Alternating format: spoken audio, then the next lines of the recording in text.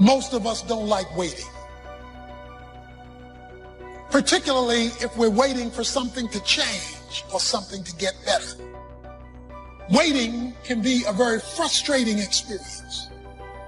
To everything there is a season, and to every purpose under heaven there is a time for it. This is one of the best news I ever got in my life, when I understood that everything is a season. Let me tell you why. If you're having a bad time right now, it cannot last. If your business is going in the wrong direction, it's a seasonal slide. If you have no money right now, the good news is I am seasonally broke.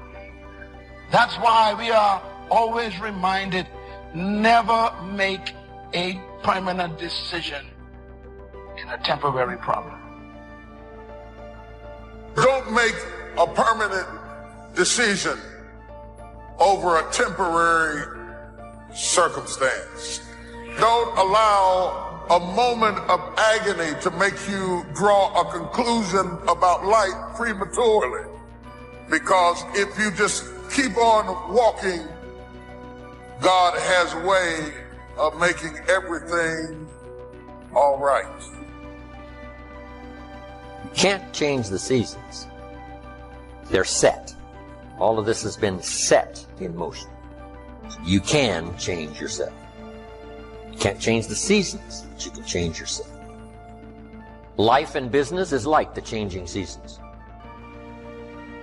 You can't love your life and just love parts of it. You got to learn how to embrace it all, and the only way that we can ever embrace things that are painful or seem unjust or unfair or that we don't like is if we learn some secrets that the Apostle Paul talked about. He said, I've learned the secret of being content.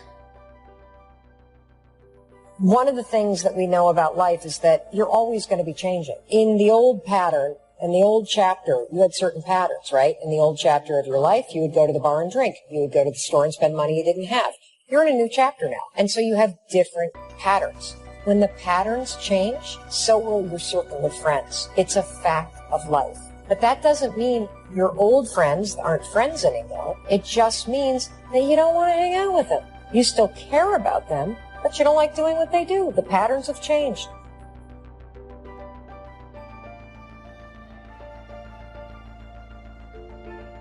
And if you're going to reach your destiny, you have to learn to kiss things goodbye. You're not going to understand everything that happens. Life may not turn out the way you thought. People may walk away. It's easy to get bitter, lose your passion. Kiss the person that walked away goodbye. Kiss the bitterness goodbye. Kiss the dream that didn't work out goodbye. God wouldn't have allowed it to happen if He didn't have something better in front of you. The hardest thing to do, the hardest thing to deal with, the hardest thing to put up with is transition. The thing we hate the most is transition. We hate it because it takes us out of our element. It takes us out of our comfort zone. You cannot control everything when you are in transition. It is what it is. It happens like it happens. I can't be pretty about it. I got to come out any way I can. I'm in transition. When my water breaks, get ready. Here I come. That's my sign. Here I come. Touch your neighbor and say, move. Don't neglect a new life if you've started a new life.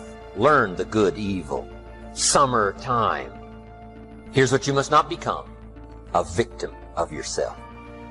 What is that insidious voice inside your own head that says, you're too short, it'll never work for you, you're too tall? And here's what you've got to do. Cooperate with the positive side of your life and let faith drive out doubt. Let winning drive out losing. Let positive drive out negative. There's always seasons of waiting and seasons of harvest. There's seasons of testing and seasons of breakthrough. To everything there's a season and a time for every matter of purpose under heaven. A time to be born, a time to die. A time to plant, a time to pluck up what is planted. time to break down, a time to build up, a time to weep, a time to laugh, a time to mourn, and a time to dance. Anybody can criticize. Anybody can talk scandalously about you because of what you did or did not do. But they don't know your story. They don't know how many storms God has brought you through. I've learned how to ignore some foolishness. Come on, if you try to respond to everything that everybody got to say and accuse and every opinion that people got, that's all you will spend your time doing. But I've discovered that God has anointed you to do his will, and you do not have to waste your time responding to foolishness.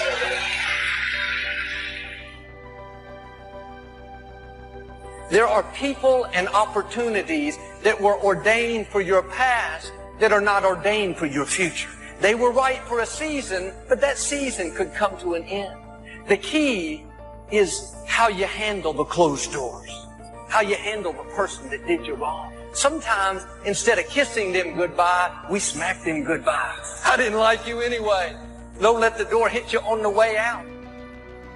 The higher we went up, the smaller the circle got.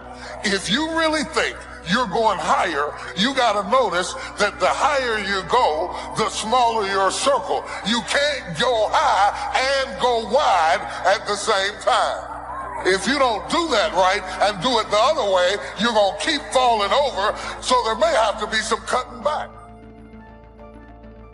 Learn how to survive the winter. Speaking of life in its simplest aspect, the first key to learn your life on the spinning planet is to learn how to survive.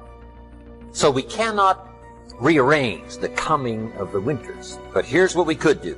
Get stronger, wiser, and better so that we can survive better. Learning to handle the next winter. The next winter of a divorce. The next winter of an illness. The next winter of a death in the family. The next winter of a loss financially. To be better equipped.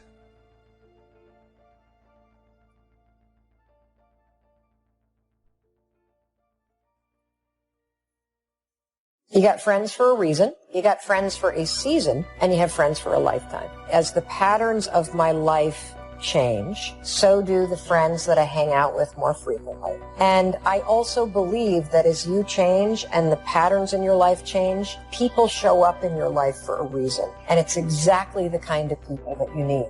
They're there for a reason. And the friends of yours that are friends of yours for a lifetime, I bet you don't hang out with them that much at all anyway. But I bet they're the first person that you call when you need to talk to somebody about somebody important. And those folks that are still sitting at the bar and love to blow money that they don't have, those were friends for a season.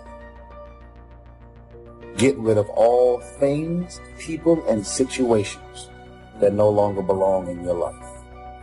That means you are going to boldly step into and walk into the unfamiliar. Boldly get rid of things, people, relationships, friendships, surroundings. Deciding that you love yourself enough to no longer walk in the direction of pain, trauma, or dysfunction.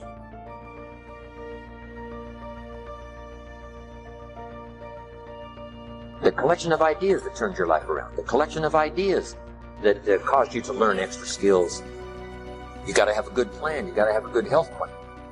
You know, you can't be out of breath, right? You got to have the breath. You got to have the vitality. So you got to have a good health plan. You got to have a good financial plan. Learning to handle the passing of time. And that's what life is all about. Taking them on, finding solutions, executing, recording progress. You got to change how you see yourself. You got to quit seeing yourself as a failure. You got to quit seeing yourself as defeated. You've got to stop seeing yourself in a negative view. Why? Because your perception has to do with the way you think. And however you see yourself is going to impact or determine your thinking. Your perception has to do with the way you process information. I mean, if you're stuck in inferior and you're stuck in all these things, it will determine the way you process information. It's going to affect the way you view situations around you in your life. I'm asking you to be at peace with your past, at peace with what you don't understand. Not bitter, angry, the chip on your shoulder. That's not going to keep you from your destiny. It's leading you to your destiny. Kiss it goodbye and move forward. You are in your new season. Some of y'all came up with New Year's resolutions. You've already fell apart. You're supposed to step into the happy new you year. So many of y'all are in spiritual chains. You're not even physically behind bars. You are spiritually behind bars. You are stuck. You are institutionalized.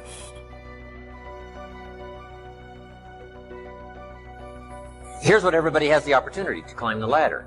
Now, first, all you need is what? A chance. But here's the greatest advantage, having the right philosophy. A change and a shift in philosophy here starts to change everything. Learn to work harder on yourself than you do on your job. If you work hard on your job, you can make a living, which is noble.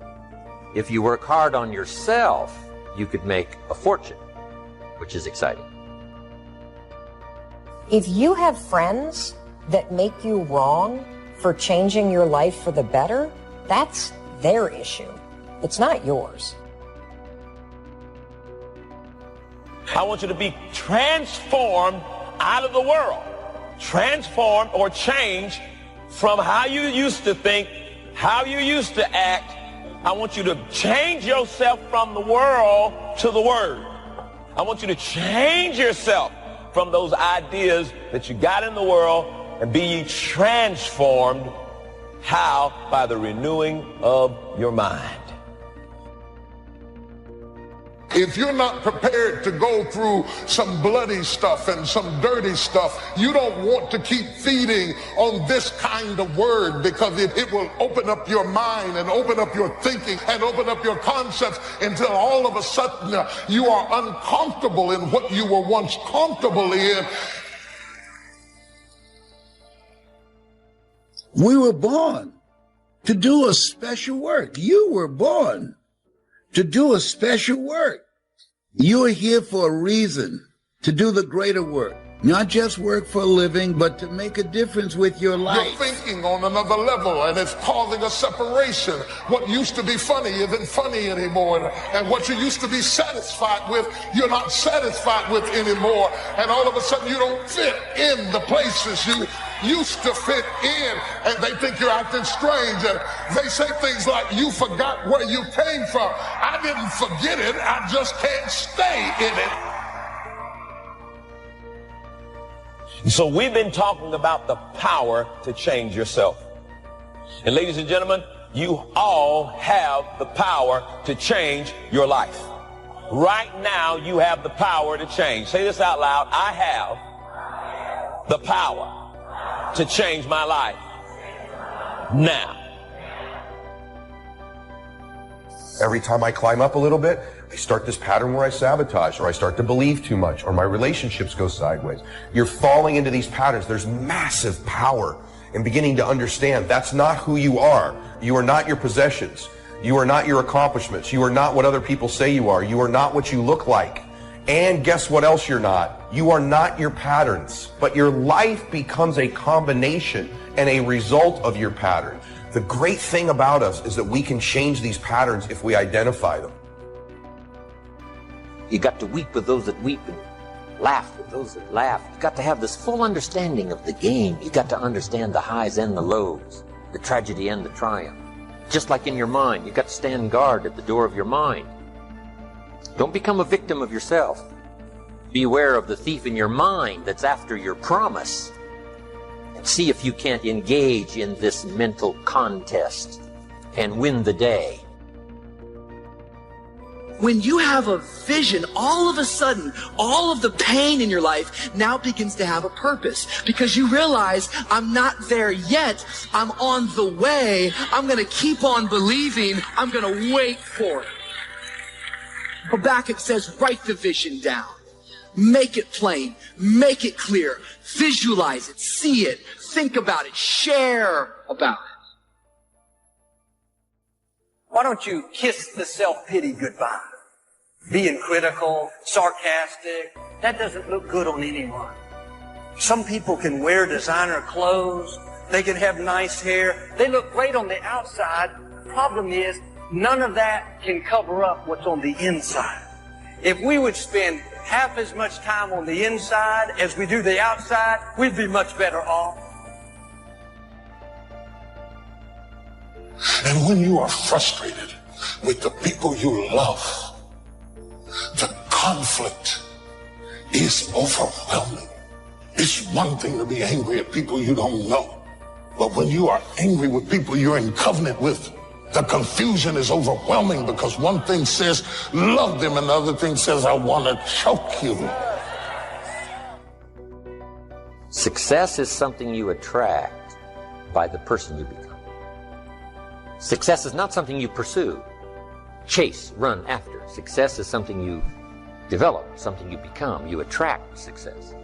So the whole key to unlock all the treasures is by your own personal development. What you become is much more valuable than what you get. The major question to ask on the job is not what am I getting here? The major question to ask on the job is what am I becoming here? Everybody wears this public mask, or this social mask I call it, where it's who they want everybody to think they are. It's the best put version of themselves. And if you're not careful, you begin to compare your own real identity with other people's public mask. Don't compare yourself. Most of the people you see on social media, or even in your personal life, or even when you go to lunch with them or see them at work, they're wearing what I would call a public mask. And oftentimes what we do in life is we compare our real identity that we're working on and we're growing to their mask. Any comparison doesn't serve us. When you're in a disagreement with somebody, it's the mask they're wearing compared to the identity you have, and then you begin to run a pattern to respond to it. I'm not living in regrets, beating myself up. I'm putting an end to what's been passed down. I'm breaking the generational curse, and I'm starting the generational blessing. The life is about growth. You can either go back to your comfort zone, and there you won't find any growth, or you must be willing to go forward and face your fears again and again and again, because you're never going to have a fear-free existence. I mean, some fear is acceptable and legitimate. Being stopped by fear. It's a difference between having a fear and the fear having you. Live your life being present to who you are and what your superpower is. Don't be a volunteer victim. You've got something. You came here with something. You were chosen. Is there something you need to kiss goodbye? A hurt? A bad attitude? They were in your past. They don't belong in your future. Forgetting what lies behind, I press to the high calling. You can go through life holding on to hurts, but that will keep you from the new levels, from the high calling. It's time to kiss some things goodbye. Kiss the disappointment goodbye. God has something better. Kiss that failure goodbye. This is a new day. One of the reasons that people don't change is because they really don't know why they are here on the earth.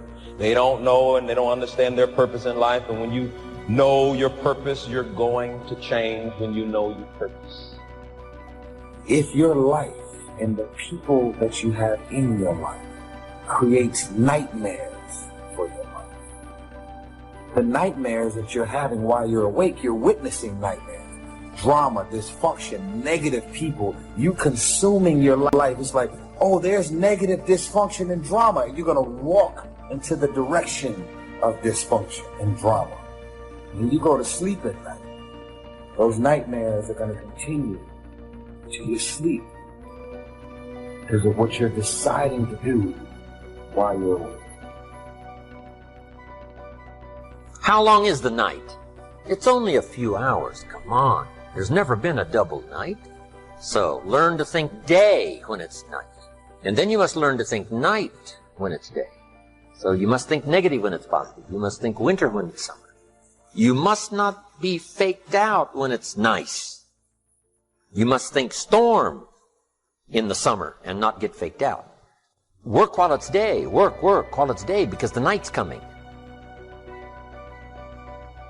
So I'd ask yourself today, what are the patterns you're running that don't serve you? Begin to be aware of those patterns. Know who your real identity is. See those patterns when they're happening. Interrupt them. Continue to work on your identity. These two things, I think, are the critical components to making the decisions and the choices in our life. That when we look back, I don't want you to end up in your 80s or 90s and regret the choices you made. Regret the patterns you ran.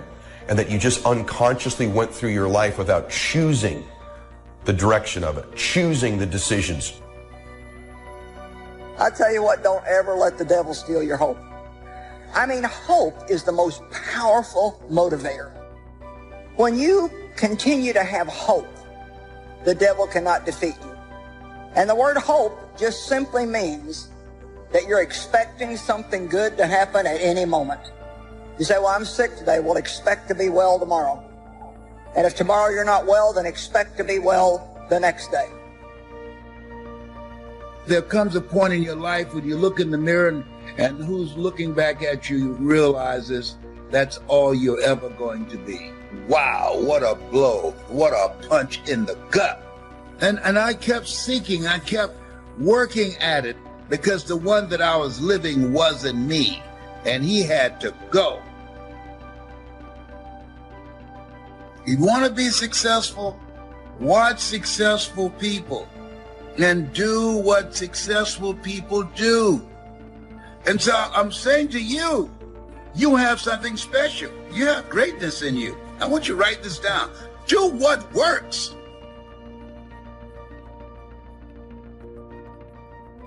It will be hard because life is hard. That's what life is. These challenges that you face, they're going to do their best to take you down. Do not let them bring you down. In fact, let those challenges raise you up. Let them elevate you. Let the adversity you face today turn you into a better person tomorrow. It's guaranteed the spring will come, but it's not a guarantee of a harvest. Here's the key. You must do something with the spring. Take advantage of the spring. It's an opportunity now to turn things around. It's an opportunity to have a better one than the last one. Now, here's what you must do in the spring. It's a very short season usually. You must hurry. But life at the longest is short. So you must learn to appreciate opportunity and take advantage of it while it's day, while it's time. Now, we call spring a window of opportunity. It may not stay open very long, but take advantage. You came here to make a difference. You came here to live an impactful life. Even though you're going through the storm, you're not able to soar as high as you once did, God still gives you grace to run. Run. It's hard sometimes. Keep running. They talk bad about you out of your presence, but keep running. They don't want to see you get a breakthrough, but keep running. Run. Don't get weary. Run. Don't let them discourage you. Don't let the chickens and geese in your life change your ego mentality.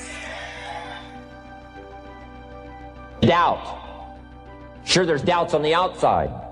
People doubt that America's going to make it. People doubt that Europe's going to make it. They doubt the whole world is going to make it. But I'm asking you not to pick up all those doubts. I'm asking you to have some faith, have some courage, believe, drive your doubts into a small corner. Don't let them loose like a mad dog, drive you into a small corner. Don't doubt the future. Don't doubt the possibilities. And here's the most important one of all. Don't doubt yourself. If I've got miracle working power to change my life, so do you. If I've got the ability to change, so do you. If I've got the ability to read, so do you. If I can discover, so can you. If I can grow, you can grow. If I can develop, you can develop. If I can get an invitation like I got 6 years ago, help take something around the world, so can you. I'm asking you, don't sell yourself short.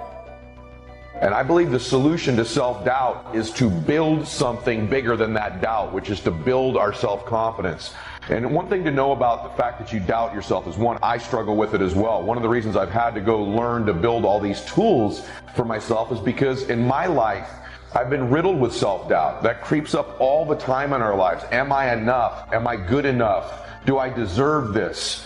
Is this something that's part of my destiny? Should I be doing this? And I believe the adversary, if you believe in the adversary, I believe the adversary's greatest tool that he could use against you to get you to lose in your life is to get you discouraged and doubting. These are two of the most chaotic things that the adversary can do to us, or that we do to ourselves in our own minds, is to get ourselves doubting, to get ourselves discouraged, because you can't win when you doubt and you can't win when you're discouraged. The other thing is, you look at your goals, look at your dreams. Repeat after me, please. I will fail my way to success. Part of the reason why we have to continue to work on ourselves is because you're going to have a lot of failures. You're going to have a lot of disappointments. Maya Angelou said, and it's true, I found it in my case, that most people go so far in life and then they park. They stop dead in their tracks. Why? Because they take some hits. When you have a goal and dream, think it not strange that you face the fiery furnaces of this world. You will have tribulations. Things are going to happen to you. I was in pursuit of my dream, and all of a sudden, boom, I got hit. A person that I thought I would be with for the rest of my life, I thought was my soulmate. I went through a divorce. I was embarrassed. I was humiliated. How can I teach people how to live their dreams? And I wasn't able to make my marriage work. I questioned myself. I took another hit. My mother was diagnosed with breast cancer. Then I was diagnosed with prostate cancer. Then my best friend from the second grade, Alexander Wims, he was diagnosed with cancer of the liver. I took a hit, and life staggered me, and I parked. I'm parked. Leave me be. I'm parked. I was in my comfort zone. I was doing just enough to get by. I was working on a job. They paid me just enough to keep me from quitting, and I worked just hard enough to keep from getting fired. I was parked. I knew I could do more. I parked. Somebody said that life is like an onion. You have to peel it one layer at a time, and sometimes you cry. Life's going to happen to you when you have a dream. You're going to get slapped around. And don't take it personal. Don't ask, why did this have to happen to me? Why not you? Who would you suggest? You want to give us some names, some email addresses? And don't tell everybody. 80% don't care, and 20% glad it's you. It's called life. Suck it up and move on. Get over it. I'm asking you to drive worry into a small corner. You gotta worry some. All this negative stuff serves some purpose, but the key is for you to be the master, not the servant. Drive it into a small corner. Don't let it loose. And I'm asking you to go home with some new faith and some new courage. I'm asking you, don't worry. Drive it into a small corner. We've all got concerns, and sometimes we all wonder, and sometimes there's a little crack of doubt. We worry a little, but I'm telling you, drive it into a small corner. Drive your worries into a small corner. What I found out, though, about self-doubt is that you don't overcome it, you build something bigger than it, which means you build your self-confidence, and the greater and greater your self-confidence get, it minimizes the impact self-doubt has on us. Now, why is that so important? It's important because you have to understand one thing about the doubts and the negative thoughts you have about yourself. As hard as this is to accept, these are not your thoughts. You weren't born doubting. You weren't born discouraged. You weren't born thinking negative things about yourself. Those were thoughts that were placed in you and given to you by an external source at some time in your life. It could even be our parents. Don't do that. Be quiet. Sit down. Be a good boy. Be a good girl. Maybe it was criticism you received as a little one that you may not even remember to this day. It could have been a school teacher. It could have been ridicule at school from other children. But when you were young in your formative years, these negative thoughts about yourself were planted in you by an external source. That's so powerful to understand, because these things you think you believe about yourself that have become really true to you, you don't even really believe. They were not your original thoughts. But the power of belief is so incredible in our lives. It's so insidious, because when we have a belief about something, even if it was given to us by somebody else, our mind goes to work on proving to us that this belief is true. So if somebody told you you weren't enough, or you weren't smart enough, or pretty enough, or fast enough, or strong enough, or you don't come from the right place, or you're not in the right culture, the right race, the right religion, the right height, the right IQ as a young person, or you were put down, and these beliefs were given to you, what happens is your mind tries to prove beliefs true, so it finds references. So once you think it, your mind finds an example of your life where you weren't enough, another one where you weren't enough, you weren't smart enough, you weren't pretty enough, you weren't handsome enough, you weren't strong enough. And it finds these references and it builds like a leg, and it's stuck in there as a firm belief. That's why we have to guard our beliefs so preciously, because our mind goes to work on finding these legs, these references, which are real experiences in our life, to prove to us that that belief is true. And so although you may believe it to be true about you, these doubts and negative thoughts you have, these were not your original thoughts. That's a powerful thing to understand, because you weren't born this way. You weren't born doubting. You were born perfect. You were born believing you were going to do something great. You were born happy. You were born believing you were going to do something special with your life. As a baby, I promise you, you had no negative self-talk. You had no negative self-doubt. These are external sources. So important to know, because those thoughts aren't really who you are. They're somebody else's thoughts they gave you because of how they felt about themselves. So how do we build this self-confidence? The process of building self-confidence is actually very easy, believe it or not. Self-confidence is self-trust. Self-confidence is building a reputation with yourself, that you keep your word to you, that you keep the promises you make to you. When I meet somebody who has a ton of self-confidence, I don't look at that as somebody with a big ego. There's a difference. Somebody with self-confidence has a reputation with themselves that I do the things I say I'm going to do. That's where self-confidence comes from. When I meet someone who is not self-confident, I know this is someone who has consistently made promises to themselves they've not kept. They've started a diet and done it for a while but not kept it. They've made a commitment and goals to go make a certain amount of money in business, and they started down the road but then they didn't deliver on it long term, to get up at a certain time of the morning and then they don't do it. And so they have a process and a habit in their life, more often than not, of not keeping the promises they don't make to other people. They don't keep the promises they make to themselves. And so the cool thing is, self-confidence is an internal game. You do not need external accolades, external admiration in order to build self-confidence. You don't need any of those external forces. It's all done internally. You control this.